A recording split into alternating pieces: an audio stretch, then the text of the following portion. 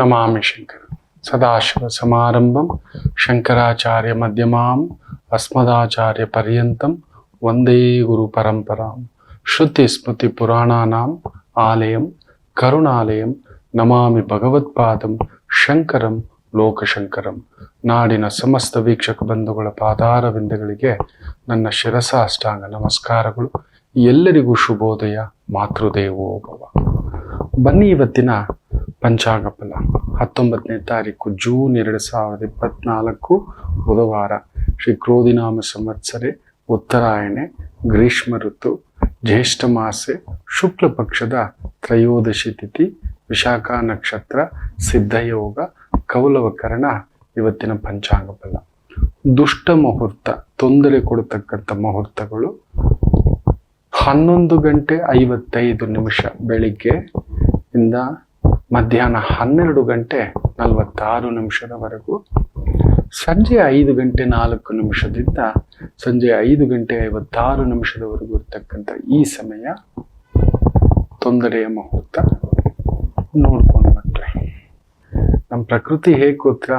ನೀವೆಷ್ಟೇ ದೊಡ್ಡವರಾಗಿ, ನೀವೇನೇ ಆಗಿ ಮಾಡಿ, ನಾವು ಒಂಟಿಯೇ.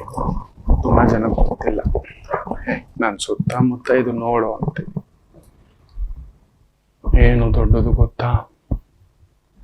ನನಗೆ ಅಮ್ಮ ಇದ್ದಾರೆ, ನನಗೆ ಅಪ್ಪ ಇದ್ದಾರೆ, ನನಗೆ ಹೆಸರಿದೆ, ನನಗೆ ದುಡ್ಡಿದೆ, ನನಗೆ ಕಾರಿದೆ, ನನಗೆ ಬಂಗ್ಲೆ ಇದೆ. ನೀವೆಷ್ಟೇ ದೊಡ್ಡವರಾದರೂ ಒಂಟಿಯೇ. ಆ ನಾನು ಅನ್ನೋದೇ ಒಂಟಿ. ಅದಕ್ಕೆ ನಾನು ಅನ್ನೋದು ಇಟ್ಕೋಬೇಡಿ ಅಂತೇಳಿ. ನನ್ನಿಂದ, ನಾನು, ನನಗೋಸ್ಕರ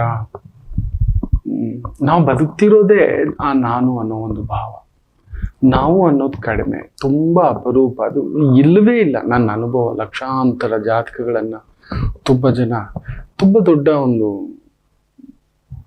ದೊಡ್ಡ ನಿರ್ದೇಶಕರು, ಇತ್ತೀಚೆಗೆ ದಂಪತಿಗಳು ತುಂಬ ದೂರದಿಂದ ಬಂದಿದ್ದಾರೆ. ತುಂಬ ದೊಡ್ಡ ಎತ್ತರದ ಸ್ಥಾನ.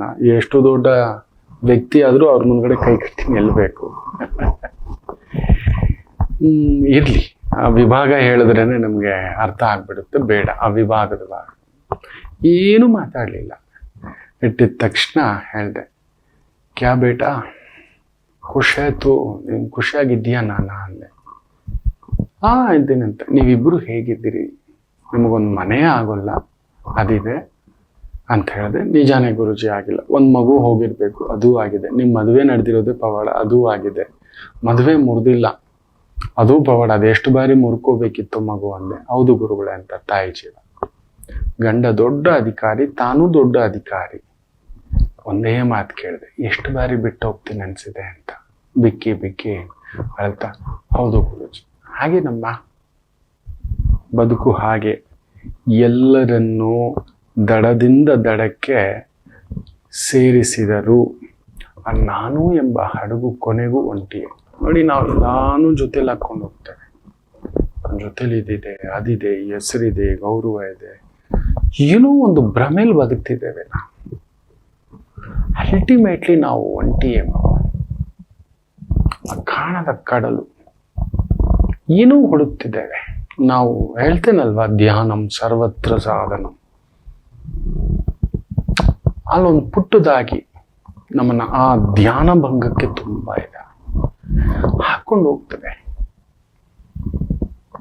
ಎಲ್ಲರೂ ಹತ್ತಾರೆ. ನೋಡಿ, ಎಷ್ಟು ದೊಡ್ಡ ಹಡಗು. ಗಮನಿಸಿ ನೋಡಿ, ಆ ಕ್ಯಾಪ್ಟನ್ ಇರ್ತಾನೆ, ವರ್ಕರ್ಸ್ ಇರ್ತಾರೆ, ಟೆಕ್ನಿಷಿಯನ್ ಇರ್ತಾರೆ. ಈಗೆಲ್ಲ ಏನೇನೋ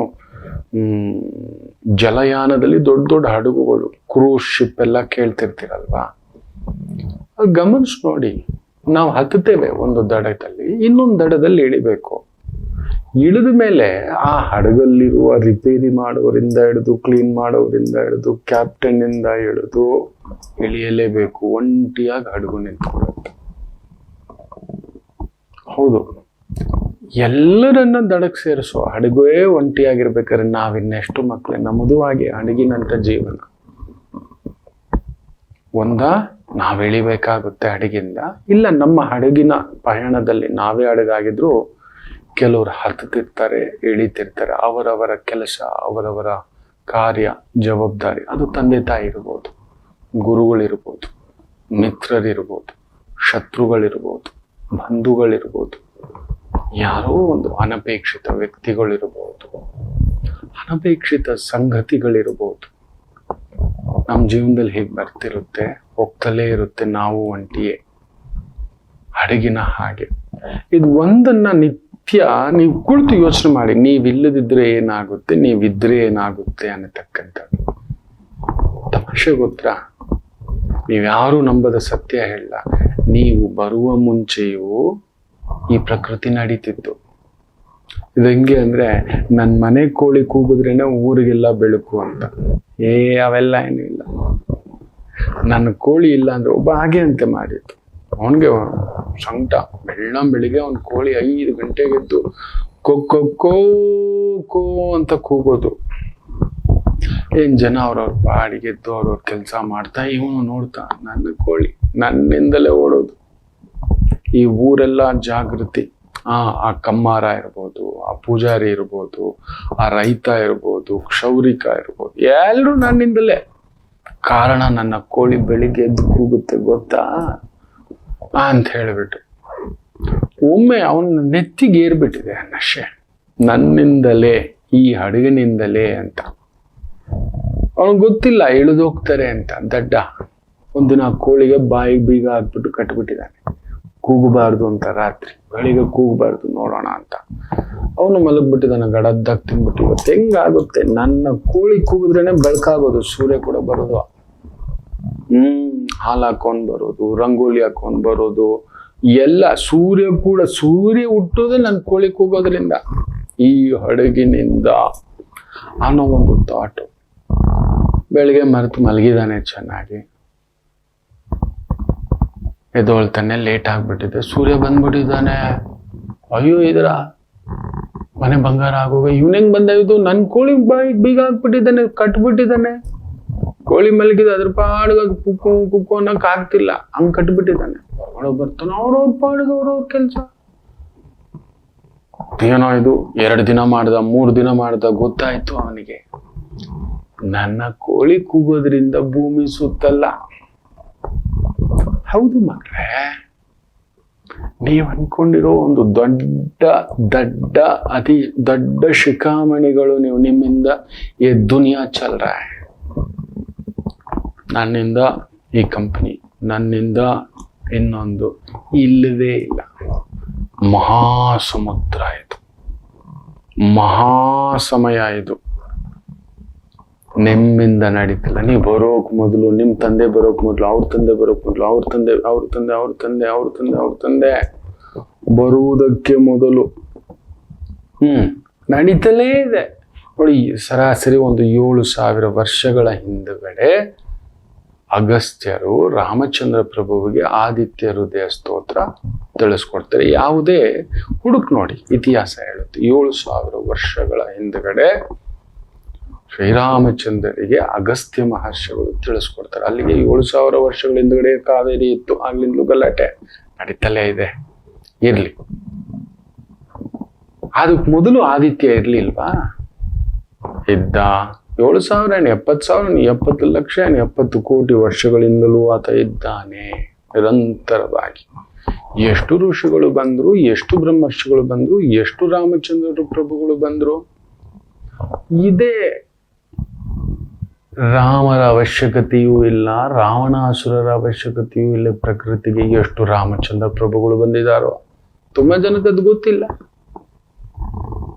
ಎಷ್ಟು ರಾವಣಾಸುರಗಳು ಬಂದಿದ್ದಾರೆ ತುಂಬಾ ಜನಕ್ಕೆ ಅದು ಗೊತ್ತಿಲ್ಲ. ಹೋದ್ರು ಮರಳಿ ಮರಳಿ ಮರಳಿ ಮರಳಿ ಮರಳಿ.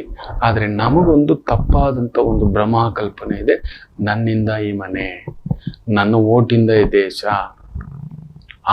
ಏನೇನೋ ಒಂದು ತಪ್ಪಾದ ಕಲ್ಪನೆ. ನಾನು ಹೀರೋ ಆಗಿದ್ರೇನೆ ಇಷ್ಟು ಜನಕ್ಕೆ, ನಾನು ವಿಲನ್ ಆಗಿದ್ರೇನೆ ಇಷ್ಟು ಜನಕ್ಕೆ. ನಾನು ಅದಕ್ಕೆ ಆಗಾಗ ಹೇಳ್ತಿರ್ತೇನೆ, ನೀವು ಕೇಳಿರ್ತೀರಿ, ಹೋಗ್ರಲ್ಲೋ ಹೀರೋಗಳಿಗೆಲ್ಲ ಹೀರೋ ಆಗಿದ್ದಂತ ಡಾಕ್ಟರ್ ರಾಜ್ಕುಮಾರ್ ನಮ್ಮ ಜೊತೆಯಲ್ಲಿ ಇಲ್ಲ. ವಿಲ್ಲನ್ಗಳಿಗೆ ವಿಲ್ಲನ್ ಆಗಿದ್ದಂತ ವಜ್ರಮುನಿ ಅವರು ನಮ್ಮ ಜೊತೆಯಲ್ಲಿ ಇಲ್ಲ, ಪುಣ್ಯಾತ್ಮ. ನಾವೆಲ್ಲ ಜೋಕರ್ಗಳರಿ ಅಂತ ಹೇಳ್ತಿರ್ತಾನೆ. ಹೌದು ಮಕ್ಕಳೇ, ಈ ಧರ್ಮದ ಸಂಕೋಲ ಇದೆಯಲ್ಲ, ದಯಮಾಡಿ ಇದನ್ನ ನೆತ್ತಿ ಮೇಲೆ ಇಟ್ಕೋಬೇಡಿ. Because of me everything the system is running. ನನ್ನಿಂದಲೇ, ನಾನೇ ಫಸ್ಟ್ ಅದು ಬಿಡಿ. ಹತ್ತುತ್ತಿರ್ತಾರೆ, ಇಳಿತಿರ್ತಾರೆ, ಹೋಗ್ತಲೇ ಇರ್ತಾರೆ, ಕಡೆಗೂ ಹಡಗು ಒಂಟಿಯೇ, ಹಡಗು ಕೂಡ ಒಂಟಿಯೇ. ನಮ್ಮ ಅವಶ್ಯಕತೆ ಇಲ್ಲಪ್ಪ, ಈ ಪ್ರಕೃತಿ ಮಾತೆ ದೊಡ್ಡದು. ಮೊದಲು ಅದನ್ನ ತೆಗೀರಿ. ಆ ಭಯ ಪಡೋದು ಬಿಡಿ, ಇಲ್ಲ ಬೆದರಿಸೋದು ಬಿಡಿ, ಹತ್ಯೆಯೂ ಬಿಡಿ, ಆತ್ಮಹತ್ಯೆಯೂ ಬಿಡಿ. ಕೆಲವರು ಹತ್ಯೆ ಮಾಡೋ ಮಟ್ಟಕ್ಕೆ ಹೋಗ್ಬಿಡ್ತಾರೆ, ಕೆಲವರು ಆತ್ಮಹತ್ಯೆ ಮಾಡ್ಕೊಳ್ಳೋ ಮಟ್ಟಕ್ಕೆ ಹೋಗ್ಬಿಡ್ತಾರೆ. ಇವತ್ತು ಮನುಷ್ಯನಿಗೆ ಕೊಟ್ಟಿರೋ ಒಂದು ಬಹುದೊಡ್ಡ ದೌರ್ಬಲ್ಯ, ಪ್ರಾಣಿ ಪಶು ಪಕ್ಷಿಗಳು ತಮ್ಮ ಹೊಟ್ಟೆಗೋಸ್ಕರ, ಒಂದು ಮೀನು ಹಿಡಿಯುತ್ತೆ ಅಂದ್ರೂ ಕೂಡ ಒಂದು ಪಕ್ಷಿ ತನ್ನ ಹೊಟ್ಟೆ ಪಾಡಿಗೋಸ್ಕರ, ಕೊಲ್ಲಿಲಿಕ್ಕಲ್ಲ ಅದು. ಅದು ಹುಲಿ, ಸಿಂಹ, ಏನನ್ನಾದ್ರೂ ನೋಡಿ, ಹೊಟ್ಟೆ ತುಂಬಿದ್ಮೇಲೆ ನೀವು ನಾಗರಬಾವಿನಲ್ಲಿ ನೋಡಿ, ನಾಗರಹೊಳೆನಲ್ಲಿ ಲಕ್ಷಾಂತರ ಜಿಂಕೆಗಳಿದ್ದಾವೆ. ಅಲ್ಲೆಲ್ಲೋ 1-2 ಹುಲಿಗಳು ಓಡಾಡ್ಕೊಂಡು ತಿನ್ಕೊಂಡು ಬದುಕಿದ್ದಾವೆ. ಅವುಗಳು ಸಾಯಿಸ್ತಾ ಕೂತ್ಕೊಂಡ್ರೆ ಆ ಮುಗ್ಧ ಪ್ರಾಣಿಗಳು, ಜಿಂಕೆಗಳನ್ನ ಎಷ್ಟು ಜನ ಸಾಯಿಸ್ಬೋದು? ಇಲ್ಲ, ಜಿಂಕೆಗಳು ನಮ್ಮನ್ನ ಅಟ್ಯಾಕ್ ಮಾಡುತ್ತಂತ ಎಷ್ಟು ಜಿಂಕೆಗಳು ಆತ್ಮಹತ್ಯೆ ಮಾಡ್ಕೋಬಹುದು? ಇಲ್ಲ, ಮನುಷ್ಯನೊಬ್ಬನಿಗೆ ಮಾತ್ರ ಇಂಥದ್ದೊಂದು ದುರುದ್ದೇಶ ಇದೆ. ತನಗಾಗದವರನ್ನ ಹತ್ಯೆ ಮಾಡೋದು. ನೋಡಿ, ಹತ್ಯೆ ಅಂದ್ರೆ ದೈಹಿಕವಾಗಿ ಸಾಯಿಸ್ಬೇಕು ಅಂತಲ್ಲ, ಮಾನಸಿಕವಾಗಿ ಸಾಯಿಸ್ತಾನೆ, ಮಾತುಗಳಲ್ಲಿ ಸಾಯಿಸ್ತಾನೆ, ವ್ಯವಸ್ಥೆಗಳಲ್ಲಿ ಸಾಯಿಸ್ತಾನೆ, ವ್ಯವಹಾರಗಳಲ್ಲಿ ಸಾಯಿಸ್ತಾನೆ, ಬೇರೆ ನಾನಾ ರೀತಿಯಲ್ಲಿ. ಇಲ್ಲ, ಆತ್ಮಹತ್ಯೆ, ತನಗೆ ತಾನೇ ಡಿಪ್ರೆಷನ್ ಜಾರೋದು, ತನ್ನ ಕೈಯಲ್ಲಿ ಇಷ್ಟೇ, ತನ್ನ ಬದುಕಿಷ್ಟೇ ಅಂತ. ನೆನ್ಪಿಡಿ, ನೀವು ಒಂಟಿಯೇ, ನಿಮ್ಮ ಹಡಗು ಒಂಟಿಯೇ. ಸೋಲು ಗೆಲುವು ಕೂಡ ಅದೇ ಹಡಗಲ್ಲೆತ್ತುತ್ತೆ, ಇಳಿದೋಗುತ್ತೆ. ಸೋಲು ಹತ್ತಿದೆ, ಅದು ಕೂಡ ಒಂದು ಸ್ಟಾಪಲ್ಲಿ ಇಳಿಬೇಕು. ಗೆಲುವು ಅನ್ನೋ ಒಬ್ಬ ಯಜಮಾನ ಹತ್ತಿದ್ದಾನೆ, ಅವನು ಕೂಡ ಒಂದು ಸ್ಟಾಪಲ್ಲಿ ಇಳಿತಾನೆ. ನೆನ್ಪಿಟ್ಕೊಳ್ಳಿ. ಎಷ್ಟು ದಿನ? ಖಂಡಿತ ಇಲ್ಲ. ನೆನಪಿಟ್ಟುಕೊಳ್ಳಿ, ಈ ಪ್ರಕೃತಿಯಲ್ಲಿ ಇರುವಂತ ಒಂದು ಪ್ರಪಂಚದ ಅತಿ ದೊಡ್ಡ ಕ್ರೂಯಲೆಸ್ಟ್ ಒಬ್ಬ ಡಿಕ್ಟೇಟರ್ ಅನ್ನೋ ಒಬ್ಬ ಮಾತು. ಎಲ್ಲರೂ ಯುದ್ಧ ಮಾಡಿ ಗೆದ್ರೆ ಇವನು ಇಡೀ ಆರ್ಥಿಕ ಸ್ಥಿತಿಯನ್ನ ಕೊಂಡ್ಕೋತಿದ್ದ ಕಂಪನಿಗಳನ್ನ. ರಾಕ್ ಫೆಲ್ಲರ್ ಅನ್ನತಕ್ಕಂಥ ಒಂದು ಕಂಪನಿಯ ಯಜಮಾನ. ರಾಕ್ ಫೆಲ್ಲರ್ ಹೋಗಿ ಹುಡುಕಿ, ಅವನ ಹೆಸರೇ ಡಿಕ್ಟೇಟರ್ ಅಂತ ಬರುತ್ತೆ. ಇಡೀ ಅಮೇರಿಕದ ರೈಲ್ವೆಯನ್ನೇ ಕೊಂಡ್ಕೋಬಿಟ್ಟಿದ್ದ. 51% ಅವನ ಕಂಟ್ರೋಲಲ್ಲಿ ಇಟ್ಕೋಬಿಟ್ಟಿದ್ದ. ಹೌದು, ಇದನ್ನ ಅಂತ ಡಿಕ್ಟೇಟರ್ ಕೂಡ ನೋಡಿ. ಹಿಟ್ಲರ್ ಕೂಡ ಡಿಕ್ಟೇಟರ್, ಬಿನ್ ಲಾಡೆನು ಡಿಕ್ಟೇಟರ್. ಅವ್ರದ್ದೊಂದು ಯುದ್ಧ, ಇಡೀ ದೇಶ ವ್ಯವಸ್ಥೆನೆ ಕಂಟ್ರೋಲ್ ಮಾಡೋ ತಾಕತ್ತಿಲ್ಲ. This business man had that power. ಅಂತ ಒಂದು ಶಕ್ತಿಶಾಲಿ ಎಲ್ಲಿದ್ದಾನೆ ಚರಿತ್ರೆಯಲ್ಲಿ? ಯೋಚನೆ ಮಾಡಿ ನೋಡಿ. ಸೊ ಎಂಥ ಡಿಕ್ಟೇಟರ್ಗೂ ಒಂದು ಅಂತ್ಯವಿದೆ, ಎಂಥ ಒಬ್ಬ ಸಾಮಾನ್ಯನಿಗೂ ಅಂತ್ಯವಿದೆ. ಸೊ ಸೋಲಿನ ಒಬ್ಬ ವ್ಯಕ್ತಿ ಹತ್ತಿಳಿದೇ ಇಳಿಬೇಕು, ಗೆಲುವಿನ ವ್ಯಕ್ತಿ, ಧೈರ್ಯದ ವ್ಯಕ್ತಿ, ಅಧೈರ್ಯದ ವ್ಯಕ್ತಿ, ಈ ಥರದ್ದು ನಮ್ಮ ಹಡಗಿನಲ್ಲಿ ಹತ್ತಿರ್ತವೆ. ಸೊ ನಮ್ಮ ಅವಶ್ಯಕತೆ ಪ್ರಕೃತಿಗಿಲ್ಲ. ಅದರಿಂದ ಆ ಹಮ್ಮು ಬೆಮ್ಮು ಬಿಡಿ, ನನ್ನ ಮಾತು ಕೇಳಿ. ಯಾವುದೋ ಭ್ರಮೆ, ನನ್ನ ಮಕ್ಕಳು ಇದ್ಬಿಟ್ರೇನೆ, ತಪ್ಪು ಮಾಡೋಕ್ಕೆ ಹೋಗ್ಬೇಡಿ. ಇದ್ಬಿಟ್ರೇನೆ ಈ ಪ್ರೀತಿ, ಈ ದುಡ್ಡೇ ಶಾಶ್ವತ, ಈ ಹೆಸರೇ ಶಾಶ್ವತ, ಗೊತ್ತಿಲ್ಲ. ಯಾವಾಗ ಹೆಂಗೆ ಕರಿತಾನೋ ಭಗವಂತ, ಅವನ ಇಚ್ಛೆಯಲ್ಲದೆ ಏನೂ ನಡೆಯೋದಿಲ್ಲ. Just like that. ಅವನೊಂದು ಚಿಟಿಕೆ ಹಾಕಿದ್ರೆ ಎಲ್ಲ ಕೊಡ್ತಾನೆ. ನೀವು ಅನ್ಕೊಂಡಿದ್ರಿ, ನೀವು ಪ್ರಯತ್ನ ಪಟ್ಟಿದ್ದಕ್ಕೆ, ಪರಿಶ್ರಮ ಪಟ್ಟಿದ್ದಕ್ಕೆ ನೀವು ಗೆದ್ದು ಬಿಟ್ರಿ. ನಿಮ್ಮ ತಂದೆ ತಾಯಿಗಿಂತ ನೀವು ಕಷ್ಟಪಟ್ಟಿದ್ದೀರ. ನಾನಂತೂ ನನ್ನ ತಂದೆಗಿಂತ ಕಷ್ಟಪಟ್ಟಿಲ್ಲ. ನನ್ನ ಅಜ್ಜನಷ್ಟು ನನ್ನ ತಂದೆ ಕಷ್ಟಪಟ್ಟಿಲ್ಲ. ನನ್ನ ಮುತ್ತಜ್ಜನಷ್ಟು ನನ್ನ ತಂದೆ ಕಷ್ಟಪಟ್ಟಿಲ್ಲ. 100% ಹೇಳ್ತೇನೆ, ನನಗಂತೂ ಅದು ಸಮ್ಮತವೇ. ನನ್ನ ತಂದೆ ಕಷ್ಟಪಟ್ಟಿದ್ದರಲ್ಲಿ 1% ಕೂಡ ನಾನು ಕಷ್ಟಪಟ್ಟಿಲ್ಲ. ಬಟ್ ಈ ಹೆಸರು, ಈ ಕೀರ್ತಿ, ಈ ಸೌಭಾಗ್ಯ, ಈ ನಿಮ್ಮ ಪ್ರೀತಿ, ಈ ವಿದ್ಯೆ, ಈ ಶಾರದಾ ದೇವಿ, ಈ ಜಗನ್ಮಾತೆ, ಈ ವಾಗ್ದೇವಿ, ವಚನ್ಯಾದ ದೇವಿ, ಇಷ್ಟು ಈ ಜೋಳಿಗೆ ಸಾಹೇಬನಿಗೆ ಖಂಡಿತ ಇಲ್ಲ. ಯಾವುದೋ ಪರಮಾತ್ಮನ ಇಚ್ಛೆ. ಅದನ್ನ ನಾವು ಗಮನಿಸ್ಬೇಕು, ತಗೋಬೇಕು ಮೈಂಡ್ಗೆ. ನಮಗೇನು ಕೊಟ್ಟಿದ್ದಾನೆ, ಯಾಕೆ ನಮ್ಮನ್ನು ಮಾತ್ರ ಆಯ್ಕೆ ಮಾಡಿದ್ದಾನೆ? ಈ ಹೆಸರು, ಈ ಒಂದು ಕುಟುಂಬಕ್ಕೆ ಯಜಮಾನ ಆಗಿದ್ದೀರಿ, ಅಣ್ಣ ಆಗಿದ್ದೀರಿ ಅಂದ್ರೆ ಅದರಲ್ಲೂ ಒಂದು ಅರ್ಥವಿದೆ, ಅನರ್ಥ ಅಲ್ಲ. ಎಲ್ರಿಗೂ ಎಷ್ಟು ಜನಕ್ಕೆ ಮದುವೆ ಆಗಿದೆ, ಎಷ್ಟು ಜನಕ್ಕೆ ಮದುವೆ ಆದ್ಮೇಲೆ ಮಕ್ಕಳಾಗಿದೆ. ಅದರ ಅರ್ಥ ಪಾರಮಾರ್ಥಿಕತೆಯ ಅರ್ಥವಿದೆ, ನೆನಪಿಟ್ಟುಕೊಳ್ಳಿ. ಅದರಲ್ಲಿ ಏನೋ ಒಂದಿದೆ ನಿಗೂಢವಾಗಿ. ನಮಗೊಂದು ಜವಾಬ್ದಾರಿ ವಹಿಸಿದ್ದಾನೆ, ತಂದೆಯಾಗಿ, ಯಜಮಾನನಾಗಿ, ಅಣ್ಣನಾಗಿ, ತಮ್ಮನಾಗಿ. ಎಷ್ಟು ಜನಕ್ಕೆ ತಮ್ಮನಾಗಿರ್ಲಿಕ್ಕೆ ಕೊಟ್ಲಿಕ್ಕೆ ಆಗುತ್ತೆ? ಅಯ್ಯೋ, ನನ್ನ ತಮ್ಮನಾಗಿ ಹುಟ್ಬಿಟ್ಟೆ, ಅಣ್ಣನಾಗಿ ಹುಟ್ಟಬೇಕಾದ್ರೆ ತಮ್ಮನಾಗಿ ಹುಟ್ಟಿರೋದು ಎಷ್ಟು ಪುಣ್ಯ ಗೊತ್ತಾ? ನನ್ನ ತಮ್ಮನ ಕೇಳಿ ನೋಡಿ. ಮೊನ್ನೆ ವೆಡ್ಡಿಂಗ್ ಆನಿವರ್ಸರಿ, ನನಗೆ ಗೊತ್ತಿಲ್ಲ, ಪುಣ್ಯಾತ್ಮ ಎಲ್ಲೋ ಹೋಗಿದ್ದಾನೆ. ಹೇಳ್ದ ಬೆಳಿಗ್ಗೆ ನಂಗೆ ಒಂಚೂರು ತಲೆಗೆ ಹತ್ತಲಿಲ್ಲ. ಯಾಕೋ 4 ದಿನ ಆಯ್ತು ಮಗು ಬಂದೇ ಇಲ್ಲ ಅಂತ. ಇಲ್ಲಣ್ಣ, ಮನೆಯೆಲ್ಲ ಫುಲ್ಲು ವೈಟ್ ವಾಶ್ ಮಾಡಿಸ್ತಿದ್ದೆ. ಸರಿಪ್ಪ ಸರಿ ಅಂತ ಹೇಳಿದೆ. ಸಂಜೆ ಹೊರಗಡೆ ಹೋಗೋದಿದೆ. ಸರಿ, ಮನೆಗೆ ಬರ್ತಾನೆ ಅಂತ ನಾನು ನೋಡಿದ್ರೆ ಪುಣ್ಯಾತ್ಮ ಸಂಜೆ 9:30 ಏನೋ ಅನ್ನಿಸ್ತು. ನಾನು ಹಾಗೆ ಅವ್ನು ಬಿಟ್ಟಿರಲ್ಲ, ಫೋನ್ ಮಾಡಿದೆ. ಅಣ್ಣ, ಮಂಗ್ಳೂರು ಬಸ್ ಹತ್ಬಿಟ್ಟಿದ್ದೀನಿ ಅಂತಾನೆ. ಮಂಗ್ಳೂರು ಬಸ್ಸು ಇದೆಯೇನೋ ಇದು ಅಂದರೆ ಏನೋ ಹಾಗೆ ಅನ್ನಿಸ್ತಣ, ಹೊರಟೆ ಪತ್ನಿ ಜೊತೆ ಅಂತ. ಸರಿಪ್ಪ ಆಯಿತು. ಹೆಂಗೂ ಹೋಗ್ತಿದ್ದೀರಾ, ಅಲ್ಲಿ ಅಮ್ಮನವ್ರ ಕ್ಷೇತ್ರಗಳೆಲ್ಲ ಇದೆ, ಅಲ್ಲಿಂದ ಉಡುಪಿ ಹತ್ರ ಕೃಷ್ಣನ ದರ್ಶನ ಮಾಡ್ಕೊಂಡು ಬನ್ನಿ ಅಂದೆ. ಏನು ಮಾಡ್ಕೊಂಡು ಬಂದ್ರೋ ಗೊತ್ತಿಲ್ಲ. ಒಟ್ಟಿನಲ್ಲಿ ಇವತ್ತು ಇಳ್ದಿರ್ಬೇಕು, ಇಲ್ಲ ನೆನ್ನೆ ರಾತ್ರಿ ಇಳ್ದಿರ್ತಾನೆ. ಇರಲಿ, ಮಾತಾಡೋಣ ಅಂತ. ಮನೇಲಿ ಬಂದ್ಮೇಲೆ ಗೊತ್ತಾಯ್ತು ಅಣ್ಣಂದು ವೆಡ್ಡಿಂಗ್ ಆನಿವರ್ಸರಿ ಅಂತೆ ಅಂತ ಹೇಳ್ಬಿಟ್ಟು ತಂಗಿ ಹೇಳಿದಾಗ, ಹೌದಾ, ಅಯ್ಯೋ ವಿಶ್ ಕೂಡ ಮಾಡಲಿಲ್ವೇ? ಸರಿ ನೋಡಿ, ಅವ್ರ ಆನಂದ ನಮಗಿಲ್ಲ. ಇವತ್ತಿಗೂ ಒಂದಿನ ಸೆಲೆಬ್ರೇಷನ್ ಇಲ್ಲ. ಆ ಹಡಗು ಅಲ್ಲಿ ಕರ್ಕೊಂಡೋಗಿದ್ದ ಮರಳಿ ಕರ್ಕೊಂಡು ಬರುತ್ತೆ, ಬದುಕು ಹಾಗೆ. ಅವನು ಆನಂದವಾಗಿ ಎಷ್ಟು ಚೆನ್ನಾಗಿದ್ದಾನೆ ಅಂದರೆ ಎಲ್ಲ ನಮ್ಮ ಅಣ್ಣ ನೋಡ್ಕೊಡ್ತಾನೆ ಬಿಡು. ಏನಾದರೂ ಒಳ್ಳೇದೋ ಕೆಟ್ಟದೋ ಯಾವುದಕ್ಕೋ ಎಲ್ಲದಕ್ಕೋ ಅಣ್ಣ ಇದ್ದಾನೇನೋ ಒಂದು ಧೈರ್ಯ. ನನಗೂ ಏನೋ ಒಂದು ಮಾತಾಡ್ಲಿಕ್ಕೆ, ಒಂದು ಹಂಚ್ಕೊಳ್ಳಿಕ್ಕೆ ನನ್ನ ತಮ್ಮ. ಜಗತ್ತಲ್ಲಿ ನಮ್ಗೆ ಕೊಟ್ಟಿರೋ ಒಂದು ಅತ್ಯಂತ ದೊಡ್ಡ ಸ್ನೇಹಿತ ನಮಗೆ ಅಣ್ಣನೇ, ತಮ್ಮನೇ. ತುಂಬ ಜನಕ್ಕೆ ಗೊತ್ತಿಲ್ಲ. ಅದ್ರಲ್ಲಿ ತಮ್ಮ ಇದ್ಬಿಟ್ರೆ ಅವನ ಜೊತೆ ಕೂತ್ಕೊಂಡು ಮಾತಾಡ ಹೋಗಲ್ಲ, ಅವನು ನಮ್ಮನ್ನು ಹೋಗೋ ಅನ್ಬೋದು.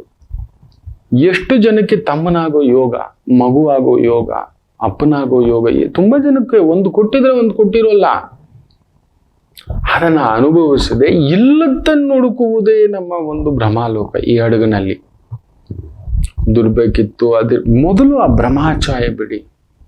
ಯಾವ ದೊಡ್ಡಣ್ಣನೂ ಇರಲ್ಲ, ಯಾವ ಚಿಕ್ಕಣ್ಣನೂ ಇರಲ್ಲ, ಯಾವ ದೊಡ್ಡ ರಾಜನೂ ಇರೋಲ್ಲ, ಯಾವ ದೊಡ್ಡ ಸೇವಕನೂ ಈ ಜಗತ್ತಿನಲ್ಲಿ ನಮ್ಮ ಅವಶ್ಯಕತೆ ಇಲ್ಲ, ನೆನಪಿಟ್ಟುಕೊಳ್ಳುವುದಿಲ್ಲ. ಇಲ್ಲ ಇಲ್ಲ ಇಲ್ಲ. ಎಷ್ಟೇ ದೊಡ್ಡ ಹಡಗಾದರೂ ಇಳಿದು ಹೋಗಲೇಬೇಕು. ಇಳಿದು ಹೋಗ್ತಾರೆ. ಅದನ್ನೇ ಮನಸ್ಸಲ್ಲಿ ಇಟ್ಕೊಂಡು ನಾನಿಲ್ದೆ ನಡೆಯಲ್ಲ ಗುರುಗಳೇ, ನಾನಿಲ್ದೆ ಇದಾಗ್ಲಿಲ್ಲ, ಅದು ಮಾಡಿದ್ರೆ ಚೆನ್ನಾಗಿತ್ತು ಇಡ ಒಂದ ನೆನೆದಿಟ್ಕೋತೇವೆ. ಅದು ಅವ್ರನ್ನ ಮದುವೆ ಆಗಿದ್ರೆ ಚೆನ್ನಾಗಿತ್ತು, ಅವತ್ತು ಮದುವೆ ಆಗದಿದ್ರೆ ಚೆನ್ನಾಗಿತ್ತು. ಇವತ್ತಿಗೂ ನಾನು ಹೇಳ್ತೇನೆ ಪ್ರಮಾಣವಾಗಿ ನಿಮ್ಮ ಮುಂದ್ಗಡೆ, ನನಗೆ ಮದುವೆ ಕುಟುಂಬ ಬಂದ ಅದಿಲ್ಲ ಅಂದ್ರೆ ನಿಮ್ಮ ಮುಂದ್ಗಡೆ ನಾನು ಇಲ್ಲವೇ ಇಲ್ಲ. ಆ ತಾಯಿ ಜೀವ ಇಲ್ಲ ಅಂತಿದ್ರೆ ಆಕೆನೇ ಧರ್ಮಸ್ಫೂರ್ತಿ. ಇದಿಲ್ಲ ಅದಿಲ್ಲ, ಮಕ್ಳಿಗೆ ಅದು ಬೇಕು ಇದು ಬೇಕು, ಒಂದು ಪುಟ್ಟ ಗೂಡು ಕಟ್ಟೋಣ, ಒಂದು ಪುಟ್ಟ ಇದು ಮಾಡ್ಕೋಣ, ಅದನ್ನ ನೋಡೋಣ, ಮಕ್ಕಳನ್ನ ಸ್ಕೂಲಿಗೆ ಸೇರಿಸೋಣ. ನಂಗೆ ಏನೂ ಗೊತ್ತಿಲ್ಲ, ಯಾವ ಸ್ಕೂಲು ಗೊತ್ತಿಲ್ಲ, ಯಾವ ಕಾಲೇಜು ಗೊತ್ತಿಲ್ಲ, ಎಲ್ಲ ನೋಡ್ಕೊಳ್ಳೋದು ಆ ತಾಯಿ ಜೀವ. ನನ್ನಲ್ಲಿ ಚೈತನ್ಯ ತುಂಬಿಸಿ, ಹೌದು ಬೇಡವಂದಿದ್ದು ತಂದು ಕಟ್ಟುತ್ತೆ, ಹೌದು ಅದರಲ್ಲೇ ಹುಡುಕಬೇಕು, ಇಲ್ಲದಿರುವುದನ್ನು ಹುಡುಕುವುದಲ್ಲ. ಆಗೋಯ್ತು, ಏನ್ ಮಾಡೋಣ, ಅಷ್ಟೇ ಇದ್ದಿದ್ದು, ಏನ್ ಮಾಡೋಣ. ಆ ಹಡಗಲ್ಲಿ 10 ರೂಪಾಯಿ ಟಿಕೆಟ್ ಕೊಟ್ಟು ಹತ್ತೋನು ಇದ್ದಾನೆ, ಅವನೊಂದು ನಾರ್ಮಲ್ ಪ್ರಯಾಣಿಕ. 10 ಲಕ್ಷ ಕೊಟ್ಟು VVIP ರೂಮ್ನಲ್ಲಿ ಉಳ್ಕೊಳ್ಳುವಂಥ ಪ್ರಯಾಣಿಕನು ಹತ್ಕೋತಾನೆ. ಇಳಿಲೇಬೇಕಲ್ವಾ? ಈಗ ಬಿಸ್ನೆಸ್ ಕ್ಲಾಸ್ ಅಂತೀವಿ ಪ್ಲೈನಲ್ಲಿ, ಅದೆಷ್ಟು ಲಕ್ಷಗಳದ್ದಿರುತ್ತೆ. ಇಲ್ಲಿಂದ ನೀವು ಅಮೆರಿಕಾಗೆ ಹೋಗ್ಬೇಕಾದ್ರೆ ನಾರ್ಮಲ್ ಟಿಕೆಟೇ ಎಷ್ಟು 80,000 1 ಲಕ್ಷ ಇದೆ. ಬಿಸ್ನೆಸ್ ಕ್ಲಾಸ್ ಆಯಿತು ಅಂದರೆ ಅದ್ರ 3 ಪಟ್ಟು 4 ಪಟ್ಟು 5 ಪಟ್ಟು ಇದೆ. ನಮಗೆ ಸಪ್ರೇಟ್ ಕ್ಯಾಬಿನ್ ಅದ್ರ ಮೇಲಿದೆ, ಏರ್ಲೈನ್ಸ್ ಮೇಲೆ. ಅವನು ಇಳಿಬೇಕಲ್ವಪ್ಪ, ಹಡಗನಲ್ಲೂ ಅಷ್ಟೇ, ಜೀವನದಲ್ಲೂ ಅಷ್ಟೇ. ನಮ್ಮ ಜೊತೆಲಿ ಯಾರೋ ಒಂದು 10 ರೂಪಾಯಿ ವ್ಯಕ್ತಿ ಬಂದ, ಅವನು ಇಳಿದು ಹೋಗ್ತಾನೆ. 10 ಲಕ್ಷದ ವ್ಯಕ್ತಿಯೂ ಬಂದಿರ್ತಾನೆ, ಅವನೂ ಇಳಿದು ಹೋಗ್ತಾನೆ. ಅಲ್ಲಿ ಕುತ್ಕೋಬೇಡಿ, ಯಾಕಂದ್ರೆ ನೀವು ಇಳಿದೋಗ್ಬೇಕು. ಒಂದು ದಿನ ಆ ಹಡಗು ಕೂಡ ಒಡೆದಾಗ್ತಾರೆ. ವಿಕ್ರಾಂತ್ ಅಂತಕ್ಕಂಥ ಒಂದು ಯುದ್ಧ ಹಡಗಿತ್ತು, ಅದನ್ನ ಕರಗಿಸಿ ಹೊಡೆದು ಅದನ್ನ ಉಪಯೋಗಿಸ್ಕೊಂಡ್ರು ತುಂಬಾ ಜನ ನೆನಪಿಗೋಸ್ಕರ. ಎಷ್ಟು ಜನಕ್ಕೆ ನೆನಪಿದೆ INS ವಿಕ್ರಾಂತ್ ಅಂತ ಹೇಳ್ಬಿಟ್ಟು? ಹೌದಲ್ವಾ? ಹಡಗು ಕೂಡ ಒಂದು ದಿನ ಡೆಮಾಲಿಷ್ ನಿಲ್ಲೋಲ್ಲ. ಅದರಿಂದ ದಯಮಾಡಿ ಹೇಳ್ತಾನೆ, ಜೀವನದಲ್ಲಿ ನೀವು ಈ ಕ್ಷಣಕ್ಕಷ್ಟೇ, ಈ ದಿನಕ್ಕಷ್ಟೇ ಇರೋದು. ನೆನ್ನೆಯೂ ಬೇಡ, ನಾಳೆಯೂ ಬೇಡ, ಆ ಭ್ರಮೆ ತೇಲೋದು ಬೇಡ. ಯಾವುದಿಲ್ಲ ಅದು ಬೇಡ, ಯಾವುದು ಸಿಗ್ತಿಲ್ಲ, ಸಿಗುತ್ತೋ ಇಲ್ವೋ ಅದೂ ಬೇಡ, ಅದು ಪಿಂಗಳ. ನಾಳೆ ಅದು ಪುಟ್ಟ ಮಕ್ಕಳು ಯಾರೋ ಮನೆ ಕರ್ಕೊಂಡು ಬಂದಿದ್ದಾರೆ, 6 ವರ್ಷದ ಮಗು, 3 ವರ್ಷದ ಮಗು. ನನ್ನ ಮಗುಗೆ ಮದುವೆ ಎಂಥದ್ದು, ನಮ್ಮ ಕಾಸ್ಟಲ್ಲೇ ಆಗುತ್ತಾ? ನಮ್ಮ ಮಗು ನಮ್ಮ ಜಾತಿಲಿ ಆಗುತ್ತಾ? ಎಲ್ಲಿನ ಲೋಕ, ಎಲ್ಲಿನ್ನೂ ಇಟ್ಕೊಂಡಿದ್ರಿ ಈ ಜಾತಿ, ಕುಲ, ಧರ್ಮ? ಇನ್ನೊಂದು, ನಮ್ಮ ಮಕ್ಕಳಲ್ಲಿ ಒಳ್ಳೇದು ತುಂಬಿಸೋಣ, ದೇಶಭಕ್ತಿ ತುಂಬಿಸೋಣ, ದೈವ ಭಕ್ತಿ ತುಂಬಿಸೋಣ, ವಸುದೈವ ಕುಟುಂಬಕಂ ತುಂಬಿಸೋಣ ಅಂದ್ರೆ ಇಲ್ಲೇನೋ ಬೇರೆ ಏನೋ ತುಂಬಿಸ್ತಿರ್ತಕ್ಕಂಥ ಕೆಲವು ಇದ್ದಾರೆ. ಹೋಗಿ ಮಕ್ಕಳನ್ನ ಮಕ್ಕಳಾಗೆ ಬೆಳೆಸಿ, ಆಮೇಲೆ ನೋಡೋಣ. ಆಡೋ ಮಕ್ಕಳಿಗೆ, ಪುಟ್ಟ ಎಳೆ ಮಕ್ಕಳಿಗೆ ಹಾಲು ಕುಡಿಸೋಣ, ತಿನ್ನಿಸೋಣ, ಒಳ್ಳೆ ವಿದ್ಯೆ, ಒಳ್ಳೆ ಬುದ್ಧಿ, ಒಳ್ಳೆ ಜ್ಞಾನ, ಒಳ್ಳೆ ಗುರುಗಳು, ಒಳ್ಳೆ ಸಂಸ್ಕಾರ, ಇದನ್ನು ಕಲಿಸೋಣ. ಅದು ನಾಳೆಗೆ ನಡೆಯೋದು ಬಿಡಿ. ಪಿಂಗಳ ಏನು ನಡೆಯುವುದು ಅದು ನಡೆದೇ ನಡೆಯುತ್ತೆ. ಅದರಿಂದ ದಯಮಾಡಿ ಹೇಳ್ತಾನೆ, ಇನ್ನು ಮೇಲೆ ತುಂಬಾ ತಲೆ ಕೆಡಿಸ್ಕೊಳ್ಳಿಕ್ಕೆ ಹೋಗ್ಬೇಡಿ. ಎಲ್ಲರನ್ನು ದಡದಿಂದ ದಡಕ್ಕೆ ಸಾಗಿಸುವ, ಸೇರಿಸುವ ನಾನು ಎಂಬ ಹಡಗು ಕೊನೆಗೂ ಅದು ಒಂಟಿಯೇ. ಒಂಟಿಯಾಗಿಯೇ ನಾವು ಹೋಗ್ಬೇಕು. ನಮ್ಗೆ ಜ್ವರ ಬಂದ್ರೆ ನಾವೇ ಇಂಜೆಕ್ಷನ್ ಮಕ್ಕಳೇ. ನಮ್ಮ ಮನ್ಸಿಗೆ ನೋವಾದಾಗ ಯಾರ ಹತ್ರ ಕೆಲವೊಂದು ಹೇಳ್ಕೊಳಕ್ಕಾಗಲ್ಲ. ನಿಮಗೆ ಗೊತ್ತಿದೆಯಾ? ನಾನೊಂದು ಸತ್ಯ ಹೇಳ, ಈ ಹಡಗು ಒಂಟಿಯೇ. ನೀವೆಲ್ಲ ನನ್ನ ಹತ್ರ ಹೇಳ್ಕೊತೀರಿ, ನೀವೆಲ್ಲ ಅಳ್ತೀರಿ, ಜಗಳ ಮಾಡ್ತೀರಿ, ಏನೋ ಹೇಳ್ಕೊತೀರಿ ಮಕ್ಕಳೇ. ನಾನು ಯಾರಿಗೆ ಹೇಳ್ಕೊಳ್ಳಿ? ಭಗವಂತನ ಹತ್ರ ಬಿಟ್ರೆ. ಧ್ಯಾನದಲ್ಲಿ ಕೂತ್ರೆ ಆ ದೇವಿ ಹತ್ರ ಮಾತ್ರ, ಅಮ್ಮ ಹಿಂಗಾಯ್ತಮ್ಮ, ನಂಗೆ ನೋವಾಯ್ತಮ್ಮ, ನೋಡಮ್ಮ, ಈ ಥರ ಅಷ್ಟೇ ಮಕ್ಕಳೇ. ನಿಮಗಾದ್ರೂ ಒಳ್ಳೆ ಸ್ನೇಹಿತರು, ಗೆಳೆಯರು, ಬಂಧು ಎಲ್ಲರೂ ಇದ್ದಾರೆ. ನನಗೆ ನನ್ನ ವಿದ್ಯೆ, ನನ್ನ ದೇವಿ ಬಿಟ್ರೆ ಇಲ್ಲ. ಹೇಳ್ಕೊಳಕ್ಕಾಗಲ್ಲ ನಿಮ್ಮ ಹತ್ರ. ನಮ್ಮ ಗುರುಜಿಗೂ ನೋವಿದೆಯಾ? ಇದೇ ನಾನು ಮನುಷ್ಯನೇ. ನಾನು ಅಪೇಕ್ಷೆ ಪಟ್ಟ ಹಾಗೆ ನಡೆಯೋಲ್ಲ. ಈ ಹಡಗು ಒಂಟಿಯೇ, ಹೌದು. ಆದರೆ ನನಗೆ ಒಂದು ದೈವ ಕೊಟ್ಟಿರೋ ಶಕ್ತಿ ಅನ್ಕೋತಾರೆ, ನನ್ನ ಧ್ಯಾನ, ನನ್ನ ಒಂದು ಆ ದೇವಿ ಅಲ್ಲೊಂದು ಧ್ಯಾನದಲ್ಲಿ ಹಾಗೆಯೇ ಕೂತು ಬಿಟ್ಟಿರ್ತಾನೆ. ಅದರಿಂದ ತುಂಬ ಭಾವುಕನೂ ಅಲ್ಲ, ನಿರ್ಭಾವುಕನೂ ಅಲ್ಲ. I am happy to be alone. Beautiful. Be alone to be happy ಅಂತ ರವಿ ಮಾಮ ಯಾವಾಗಲೂ ಹೇಳಿದ್ದಾರೆ. Really that is right.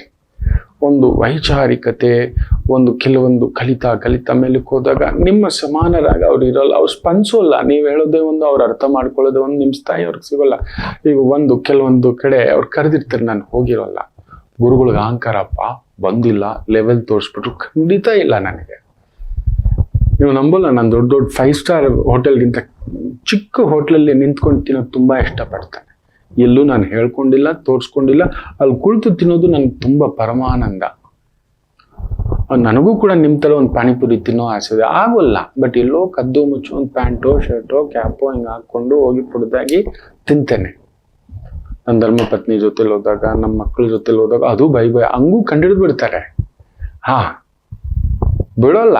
ಮೊನ್ನೆ ಕೂಡ ರಾತ್ರಿ 10:30 ಒಂದು ವಾಕಿಂಗ್, ಹಾಗೆ ನಿದ್ದೆ ಬಂದಿಲ್ವಲ್ಲ ಅಂತ, ಏನೋ ಒಂದು ತಗೊಂಡ್ ಬರೋಣ, ಮಾರ್ಕೆಟ್ಗೆ ಹೋಗ್ಬಿಡೋಣ ಅಂತ ಹೇಳ್ಬಿಟ್ಟು ಅಲ್ಲೊಂದು ಸ್ಟೋರ್ ತೆಗ್ದಿರುತ್ತೆ 24/7 ಅಂತ ಹೇಳ್ಬಿಟ್ಟು.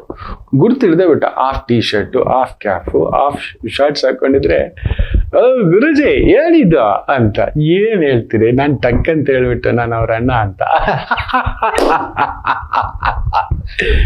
ಥ್ರಿಲ್ಲಿಂಗ್ ಆಗಿರುತ್ತೆ. ನೀವು ನನ್ನನ್ನು ಯಾವಾಗ್ಲೂ ಥ್ರಿಲ್ಲಿಂಗ್ ಆಗಿ ಇಟ್ಟಿರ್ತೀರಿ ಈ ಹಡಗನ್ನ. ಅದೊಂದು ಖುಷಿ ಇರ್ಲಿ. ಒಂದು ಪುಟ್ಟು ವಿರಾಮ ತಗೊಂಡು ವಾಪಸ್ ಬರೋಣ. ಯೋಚನೆ ಮಾಡಬೇಡಿ ಮಕ್ಕಳೇ, ನಾನು ಎಂಬ ಹಡಗು ಒಂಟಿಯೇ. ಈ ಭ್ರಮೇಲಿ ತೇಲೋದು ಬಿಡಿ. ಈ ಹೆಸರಿನಿಂದೆ, ದುಡ್ಡಿನಿಂದೆ, ಪದವಿಯಿಂದ, ಯಾರ್ದೋ ಹಿಂದೆ ಎಲ್ಲ ಬಿಡಿ ಮಕ್ಕಳೇ.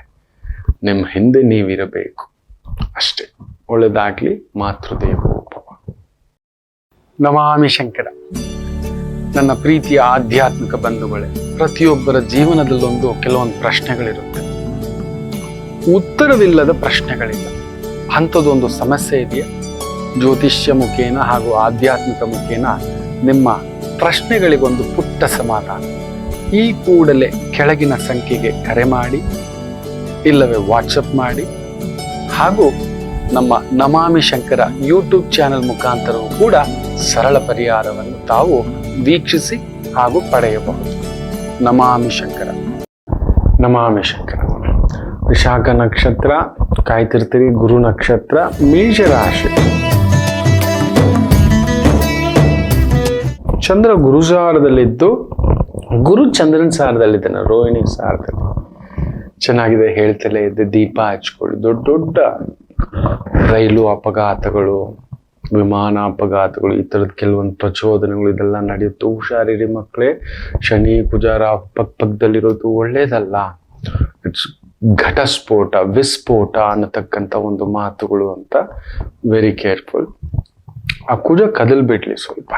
ವೃಷಭಕ್ಕೆ ಬಂದ ಅಂದ್ರೇನೆ ತನ್ನ ಅರ್ಧ ಬಲ ಕಳ್ಕೋತಾನೆ ಅಂತಕ್ಕಂಥದ್ದು. ಮೇಷಂ ಚೆನ್ನಾಗಿದೆ. ಜಡ್ಜು, ಲಾಯರು, ಡಾಕ್ಟರು, ಪ್ರೀಚರು, ಒಂಥರ ಮಾರ್ಗದರ್ಶನ, ಧೈರ್ಯ, ಸಮಾಧಾನ ತೋರಿಸುವಂತಹ ಉದ್ಯೋಗ, ಕೆಲಸ, ಕಾರ್ಯ, ಅಪ್ಪನಾಗಿ, ಹಿರಿಯಣ್ಣನಾಗಿ ಈ ತರದ ಜವಾಬ್ದಾರಿಗಳು ಕಟ್ಕೊಂಡಿರ್ತಕ್ಕಂಥವರಿಗೆ ವಿಶೇಷ ಅಭಿವೃದ್ಧಿ.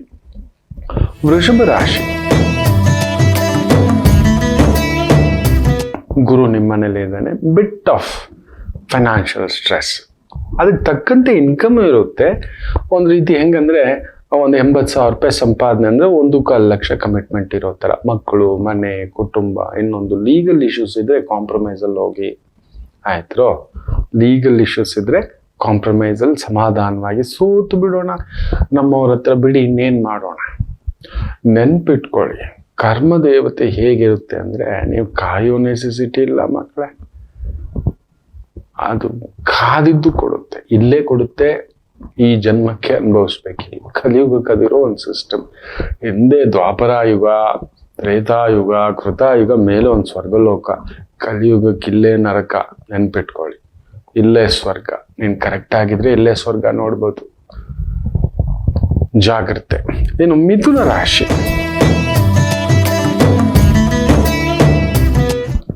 ಚೆನ್ನಾಗಿದೆ. ಗುರು 12.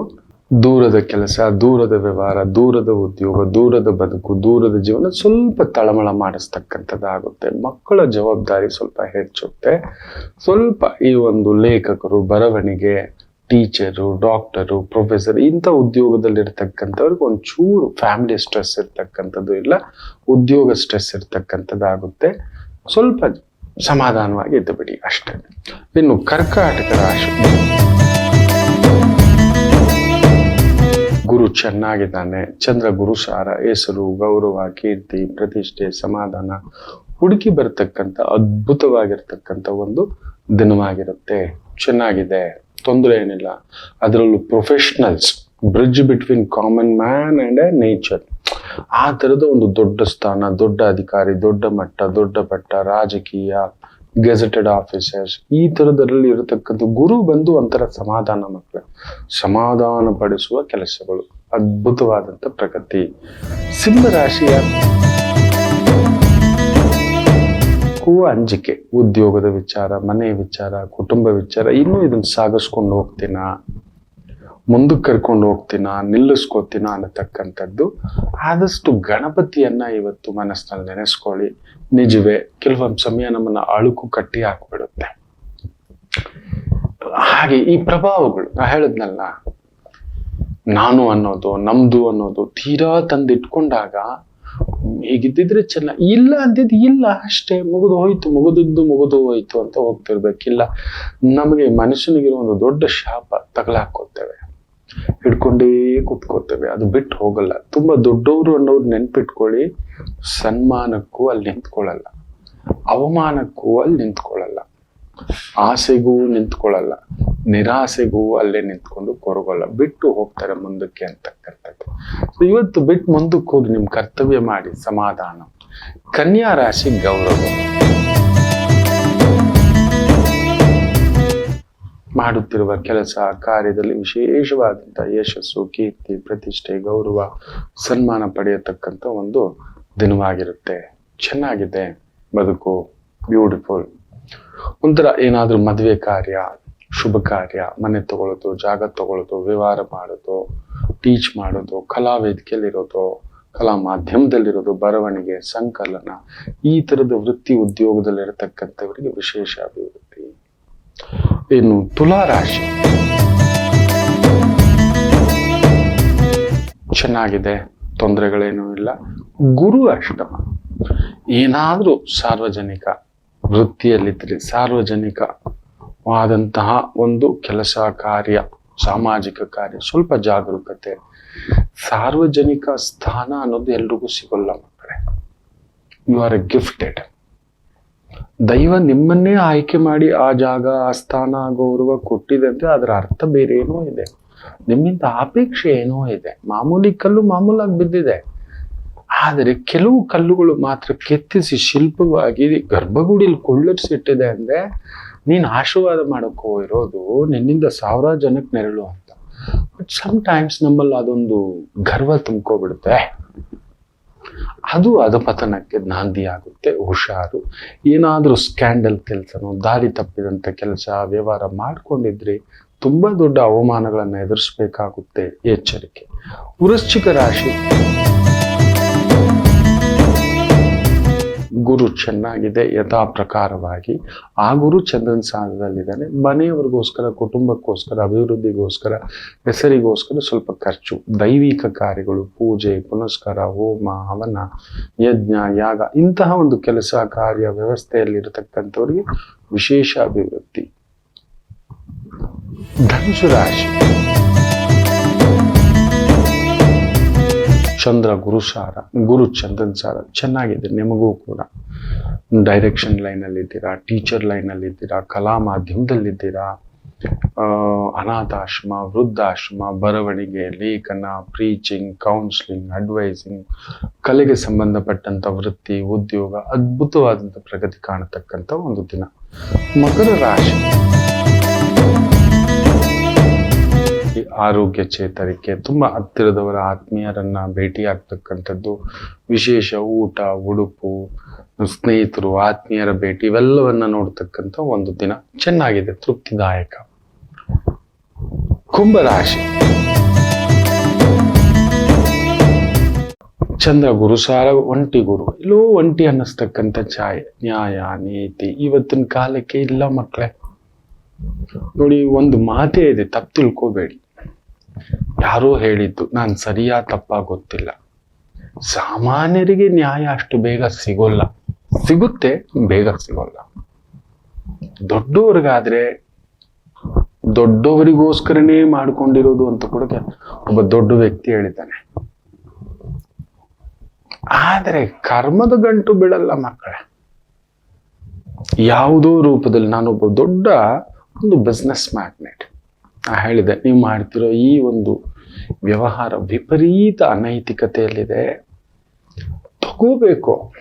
ಏನ್ ಮಾಡೋದು, ಕಲಿಯುಗಕ್ಕೆ ಬಿಡೋಲ್ಲ. ಈ ಪಾಟಿ ದೋಚುವಂಥದ್ದು, ಈ ಪಾಟಿ ಮೋಸದ್ದು ತಿಂದಾಕ್ಬಿಡುತ್ತೆ ಗುರುಗಳೇ ಅಂತ ಹೇಳಿದ್ದೆ. ಅವ್ರು ಅರ್ಥ ಮಾಡ್ಕೊಳ್ಳೋ ಸ್ಥಿತಿಲಿ ಇರಲಿಲ್ಲ. ಹಾಗೆ ಅದು ದುಡ್ಡಿನ ನಶೆ, ಅಧಿಕಾರದ ನಶೆ, ಬೇರೆ ಏನೋ ಸುತ್ತಾಕೊಳ್ಳುತ್ತೆ. ಆ ಟ್ರಾನ್ಸ್ ಅಲ್ಲೂಲ ಕಲ್ಲೂಲ ಅವ್ರ ಕುಟುಂಬದಲ್ಲಿ ಆಗಿದ್ದು ನಾನು ನೋಡಿದ್ದೇನೆ. ಒಬ್ಬರ ಮೇಲೊಬ್ಬರ ದುರಂತ ಸಾವುಗಳು, ದುರಂತ ಕಥೆಗಳು, ನಾಮಾವಶೇಷ ಆಗಿರ್ತಕ್ಕಂಥದ್ದು ನೋಡಿದ್ದಾನೆ. ಜಾಗ್ರತೆ. ಕಷ್ಟವೇ, ಧರ್ಮದ ದಾರಿ ಹೋಗೋದು ಕಷ್ಟ, ನ್ಯಾಯದ ದಾರಿಲಾದ್ರೂ ಹೋಗಿ ಪರಾಮರ್ಶಿಸಿ, ಯಾವುದು ನ್ಯಾಯ ಯಾವುದು ಅನ್ಯಾಯ. ಅದಕ್ಕೆ ಹೇಳ್ತಾನೆ, ಯಾವಾಗಲೂ 4 ಜನ ಒಳ್ಳೆಯವ್ರನ್ನ ಪಕ್ಕದಲ್ಲಿ ಇಟ್ಕೊಂಡಿರಿ, ವಾಗ್ಮಿಗಳನ್ನ. ಒಮ್ಮೆ ಹೆನ್ರಿ ಫೋರ್ಡ್ ಅನ್ನ ಯಾರೋ ಕೇಳ್ತಾರೆ, ಪ್ರಾಜೆಕ್ಟ್ ಮಾಡೋಕೆ ನಮಗೆ ಬರೋಲ್ಲ, ನೀವು ಹಾಗೆ ಹೇಗೆ ಅಂತ. ಒಂದು ಬಟನ್ ಪ್ರೆಸ್ ಮಾಡಿದ್ದೆ, 4 ಜನ ಬಂದಂತ. ಯಾವುದೇ ಪ್ರಾಜೆಕ್ಟ್ ಆದ್ರೂ ಇವ್ರಿಗೆ ವಹಿಸಿ ಅವ್ರು ರೆಡಿ ಮಾಡ್ತಾರೆ ಅಂತ. ಇನ್ನೊಂದು ಬಟನ್ ಒತ್ತಿದ್ರಂತೆ, ಕಾನೂನು ಪಂಡಿತರು. ಇನ್ನೊಂದು ಬಟನ್ ಅಂತೆ, ಬೇರೆ ಬೇರೆ ರೀತಿಯ ಒಂದು 60 ಜನರ ಪಡೆಯ ಕೂಟವನ್ನು ಇಟ್ಕೊಂಡಿದ್ರಂತೆ. ನಾನು ಏನ್ ಮಾಡ್ಬೇಕಂದ್ರೆ ಇವ್ರಿಗೆ ಫಸ್ಟ್ ಕಳಿಸಿ ಆ ನಂತರವೇ ಮುಂದಕ್ಕೆ ಹೋಗೋದು. ಸಾಧಕ ಬಾಧಕ, whether it is a bad thing, ಏನೋ ಒಂದು ಕೆಟ್ಟದ್ದು ಡಿಸಿಷನ್ ತಗೊಳ್ಳೇಬೇಕು. ಇದರಿಂದ ಆಗೋ ಅನಾಹುತ, ಹೆಸರು ಮೊಟ್ಟ ಮೊದಲನೇದಾಗಿ ನನ್ನ ಎಂಬ್ಲಮ್ಗೆ ತಾಕಬಾರದು. ತುಂಬಾ ಕಷ್ಟಪಟ್ಟು ಕಟ್ಟಿದ್ದೇವೆ ಈ ಕೋಟೆಯನ್ನ, ಈ ಹೆಸರು ಬಿದ್ದೋಯ್ತು, ಎಲ್ಲ ಹೋಯ್ತು. ಸೊ ಮೊದಲು ಏನೇ ಮಾಡ್ಬೇಕಂದ್ರೆ ಇದರಿಂದ ಎಷ್ಟು ಆಪತ್ತು ಬರ್ಬೋದು, ಕೆಟ್ಟ ಹೆಸರು ಬರ್ಬೋದು ಅನ್ನತಕ್ಕಂಥದ್ದನ್ನ ಯೋಚಿಸಿಯೇ ಮಾಡೋದು ಅಂತ. ಅದಕ್ಕೆ ಫೋರ್ಡ್ ಅಂತ ಹೇಳಿದ 100 ವರ್ಷದ ದಂತಕತೆ ಅವರು. ನಾವು ಒಂದು ಸಾಮಾನ್ಯ ಕೆಲಸ ಮಾಡುವಾಗಲೂ ನಾವು ಸಾಮಾನ್ಯರು, ನೆನ್ಪಿಟ್ಕೊಳ್ಳಿ. ಇದರಿಂದ ನನಗೆ ಸಾಧಕ ಬಾಧಕ ಅಂದ್ರೆ ನನಗೇನು ಒಳ್ಳೇದಾಗುತ್ತೆ ಕೆಟ್ಟದ್ದಾಗುತ್ತೆ. ಪರಾಮರ್ಶಿಸಿ ನಿಮ್ಮ ತಂದೆ ತಾಯಿನ ಕೇಳಿ. ಒಳ್ಳೆ 4 ಜನ ಮಿತ್ರರನ್ನ ಇಟ್ಕೊಂಡು ನಿಮ್ಮ ಜೊತೆ 400 ಕೆಟ್ಟ ಮಿತ್ರರು ಇರ್ಬೋದು, 400 ಕೆಟ್ಟ ವ್ಯವಹಾರ ಮಾಡ್ಬೋದು, ನೀವು ಬೇರೆನೆ 400 ಕೆಟ್ಟ ಅಭ್ಯಾಸಗಳಿರ್ಬೋದು ಬೇರೆನೆ. ಬಟ್ ಕೀಪ್ 4 ಜನ ಒಂದು ಒಳ್ಳೆ ಆತ್ಮೀಯರು ಅವರ ಹತ್ರ ನಿಂತ್ಕೊಳ್ಳಿ. ಏನೋ ಗೊತ್ತಿಲ್ಲ ಕಣೋ, ನನಗೆ ಮಂಕು ಹೊಡೆದಿದೆ ಈ ಬುದ್ಧಿ, ಈ ತರ ಹೋಗಿ ನಿಂತು ಬಿಟ್ಟಿದ್ದಾನೆ, ಇದು ಸರಿಯಾ ತಪ್ಪ ಗೈಡೆನ್ಸ್ ಮಾಡ್ತಾರೆ. ಒಳ್ಳೆ ವಕೀಲರು, ಒಳ್ಳೆ ಡಾಕ್ಟರ್ ಇಟ್ಕೋಬೇಕು ಮಕ್ಕಳೇ. ಒಳ್ಳೆ ಬಿಸ್ನೆಸ್ ಅನಾಲಿಸಿಸ್ಟ್, ಒಳ್ಳೆ ಎಜುಕೇಶನಲ್ ಸ್ಪೆಷಲಿಸ್ಟ್, ಒಳ್ಳೆ ಲೀಗಲ್ ಎಕ್ಸ್ಪರ್ಟ್, ಮೆಡಿಕಲ್ ಎಕ್ಸ್ಪರ್ಟ್, ಈ ಥರದ್ದು ಟೆಕ್ನಿಕಲ್ ಎಕ್ಸ್ಪರ್ಟ್. ನಿಮಗೆ ಗೊತ್ತಿಲ್ಲ, ನನಗಿದ್ದಾರೆ, ನೀವು ನಂಬೋಲ್ಲ. ಡಾಕ್ಟರ್ ಚೇತನ್ ಅಂತಿದ್ದಾರೆ, ಇದ್ದಾರೆ. ಡಾಕ್ಟರ್ ಮಂಜುನಾಥ್ ಅಂತಿದ್ದಾರೆ, ಒಬ್ರು ವಕೀಲರಿದ್ದಾರೆ. ಇನ್ನೊಬ್ರು ಟೆಕ್ ಹೆಡ್ ಇದ್ದಾರೆ ಕೃಷ್ಣನ್ ಅಂತ. Take their advice. ನನ್ನ ಹಮ್ಮು ಬಿಮ್ಮು ಎಲ್ಲ ಬಿಟ್ಟು ಇಳಿದು ಅವ್ರ ಹತ್ರ ಕೇಳ್ತಾನೆ. ನನ್ಗೇನೋ ಒಂದು ಕೆಮ್ಮು ಇನ್ಫೆಕ್ಷನ್ ಆಗುತ್ತೆ ಅನ್ನೋದಾದ್ರೂ, ಡಾಕ್ಟ್ರೇ ನೋಡಿ ನನಗೆ ಈ ಥರ ವೀಕ್ನೆಸ್ ಅನ್ನಿಸ್ತಿದೆ, ಈ ಥರ ಸ್ಟ್ರೆಸ್ ಇಂದ ಗುರುಗಳೇ ಯಾಕೆ ಯೋಚನೆ ಮಾಡ್ತೀರಾ? ಲಾಯರ್ ಮಂಜುನಾಥ್ ಅವ್ರ ಹತ್ರ, ಸರ್ ಈಗ ಅನ್ಸುತ್ತೆ ಈ ಥರದ್ದಿದೆ. ಏನೇ ನಿರ್ಧಾರ ಮಾಡಬೇಕಾದ್ರೂ ಕೇಳ್ತಾನೆ. ಅದಕ್ಕೆ ಇವತ್ತಿಗೂ ಎಷ್ಟೋ ಒಂದು ಕರ್ಮ ಅನ್ನೋದು ನಮ್ಮನ್ನು ಬಿಡಲ್ಲ. ಆದರೆ 90% ನನ್ನನ್ನು ಪ್ರೊಟೆಕ್ಟ್ ಮಾಡ್ಕೊಳ್ಳೋ ಅಂತ ಒಂದು ಹಂತಕ್ಕೆ ಇಟ್ಕೊಂಡಿದ್ದೇನೆ. ಸೊ ಅದರಿಂದ ಯಾರಾದ್ರೂ, ಮುಖ್ಯವಾಗಿ ಕುಂಭರಾಶಿ, ಕೇಳಿ ಮುಂದಕ್ಕೆ ಹೆಜ್ಜೆ ಹಾಕಿ. ಮೀನರಾಶಿ ಜಾಗ್ರತೆ. ಗುರು ಚೆನ್ನಾಗಿದ್ರು ಕೂಡ ಚಂದ್ರ ಗುರು ಸಾರದಲ್ಲಿ ಅಷ್ಟಮದಲ್ಲಿರೋದ್ರಿಂದ ಏನಾದ್ರೂ ಒಂದು ಕುಟುಂಬ ಇಲ್ಲ ವ್ಯವಹಾರ ಇಲ್ಲ ನಂಬಿದವರಿಂದ ನೋವು, ಕುಟುಂಬದಲ್ಲಾದ್ರೂ ನೋವು, ಇಲ್ಲ ನಂಬಿಕೆಯ ವ್ಯಕ್ತಿಗಳೆಲ್ಲಾದರೂ ನೋವು, ತುಂಬಾ ಹತ್ತಿರದವರೆಲ್ಲಾದ್ರೂ ನೋವು. ಎಚ್ಚರಿಕೆಯಿಂದ ಈ 4 ಜನ ಎಕ್ಸ್ಪರ್ಟ್ಸ್ ಅನ್ನ ಪಕ್ಕದಲ್ಲಿ ಇಟ್ಕೊಂಡಿರಿ. ಅದಕ್ಕೆ ಅಂತ ನೋಡಿ, ನಾವು ದೇವ್ರಿಗೆ ಹೋದಾಗ ಒಂದು ಹುಂಡಿಗೆ ಒಂದು ದುಡ್ಡು ಹಾಕ್ತೀವಿ. ಸ್ವಾಮಿ ನನ್ನ ಕಾಪಾಡು, ನಿನ್ನ ಹತ್ರ ಬಂದಿದ್ದೇನೆ ನಾನು ಅಂತೀವಲ್ವಾ, ದೇವ್ರು ನಿಂತ್ಕೋತಾನೆ, ನಾವು ನಂಬಿಕೆ ಇದೆಯಲ್ಲ, ಇಲ್ಲೋಗಿ. ನಾವೇನ್ ಗೊತ್ತಾ, ಯಾರ್ಯಾರಿಗೂ ಏನೋ ಮಾಡ್ತೇವೆ, ಬಟ್ ಕೆಲವು ವ್ಯಕ್ತಿಗಳನ್ನ ಪಕ್ಕದಲ್ಲಿ ಪುಗುಸಟ್ಟೆ ಬಯಸ್ತೇವೆ. ಬಿಟ್ಟಿ ಪಡೆಯಬಾರದು, ಬಿಟ್ಟಿ ಕೊಡಬಾರದು. ತುಂಬಾ ಜನಕ್ಕೆ ಗೊತ್ತಿಲ್ಲ. ದೇವ್ರ ಹತ್ರ ಹೋದ್ರೇನೆ ನಾವು ಒಂದು ಫೀಸ್ ಕೊಡ್ತೇವೆ. ಏನೋ ನೀನು ನಂಬ್ಕೊಂಡು ಬಂದಿದ್ದೀನಿ ತೋರ್ಸು. ಆತ ವರ್ಷಗಟ್ಟಲೆ ತಪಸ್ಸಿನ ತರ, ಧ್ಯಾನದ ತರ ಕಲ್ತಿರ್ತಾನೆ. ಈಸ್ ಅನ್ ಫುಡ್ ಬ್ಲಾಗರ್ ಅಂದ್ರೆ ಎಕ್ಸ್ಪರ್ಟ್ ಆಗಿರ್ತಾರೆ. ಈಗ ನಮ್ಮ ಸಿ ಕೈ ಚಂದ್ರು ಕರ್ನಾಟಕದ ದಂತಕತೆ. ನನಗಂತೂ ಖುಷಿ ಅವ್ರ ಮಿತ್ರತ್ವ. ಫುಡ್ ಇಂಡಸ್ಟ್ರಿನಲ್ಲಿ ಕರ್ನಾಟಕದಲ್ಲಿ ಅವರ ಹಾಗೆ ಹೆಸರು ಪಡೆದಂಥವರು ನಮ್ಮ ಸಿಹಿ ಕಹಿ ಚಂದ್ರ ಹತ್ರ ಇನ್ಯಾರೂ ಇಲ್ಲ. ನೀವ್ ಏನೇ ಹೇಳಿ, ನನ್ನ ಅಭಿಮತ, ಬೇರೆಯವ್ರು ಏನಾದ್ರು ಹೇಳ್ಬೋದು. ಏನಾದ್ರೂ ಆ ಥರದಕ್ಕೆ ಸಂಬಂಧಪಟ್ಟಂಥದ್ದು ಮಾತು ಕೇಳೋದು ನೋಡೋದು ನಾವು ಮಾಡ್ತೀವಿ ಅಂದ್ರೆ ಎಸ್, ಯಾಕಂದ್ರೆ ಅವರ ಅನುಭವದ ಥಾಟ್ ಅನ್ನ ಹಾಕಿರ್ತಾರೆ 90%. ಬೇರೆ 10% ಬಿಟ್ಬಿಡಿ, ಯೋಚನೆ ಮಾಡೋದೇನು ಬೇಡ. ಸೊ ಆ ರೀತಿ ಕೆಲವು ಎಕ್ಸ್ಪರ್ಟ್ಗಳನ್ನ ಕೇಳಿ ಮುಂದಕ್ಕೆ ಹೋಗಿ ಯಶಸ್ಸು ನಿಮ್ಮದು. ಆಯ್ತು, ಏನು ಯೋಚನೆ ಮಾಡಿ ದುಡುಕಬೇಡಿ. ಎಲ್ಲರಿಗೂ ಒಳ್ಳೆಯದಾಗಲಿ. ಮಾತೃದೇವೋ ಭವ.